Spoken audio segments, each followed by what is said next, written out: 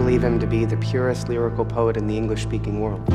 Your man has a reputation for roaring behavior that brought wives, mothers, and the London police running. How do you propose to handle it? I'll improvise. The film is essentially detailing Dylan Thomas's first trip to the U.S. I play John Malcolm Brennan, who was the poet and kind of professor whose sort of brainchild it was to try and get him to the U.S. and send him on this tour. He was expecting this literary academic, but what he got was this whirling dervish of humanity, you know? This guy who had the beast, the angel, the madman within him. He had the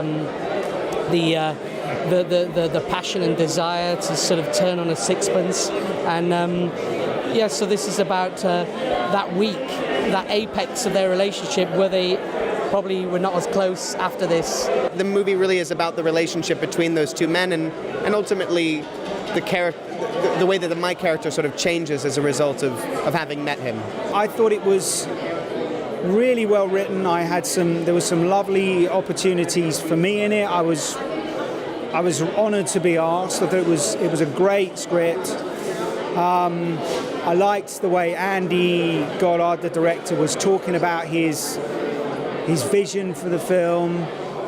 I love the idea of it being shot in black and white. I just love the script. I like the clarity of the script. It seemed quite a simple story, but well written. It was a bit different. You know, it's a tour, but we are meeting all these different characters. They just pop up. You don't see them again. They have their bit, and then he moves through all these people. I kind of fell in love with it.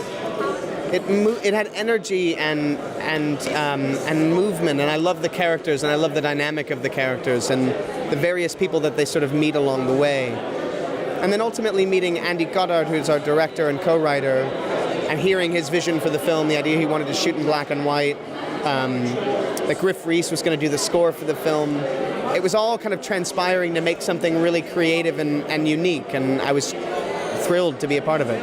Just like people would make a film about Johnny Cash, or they'd make a film about Jimi Hendrix. We wanted to make a film about Dylan Thomas. Regardless of whether you have a pre-existing relationship to Dylan Thomas or not, it's a movie about a relationship between a great artist and a man who wants to be that kind of artist, and meeting his idol and realizing that he's not what he's all that he's cracked up to be. And I think everybody can kind of relate to that on some level. And it's really just about people and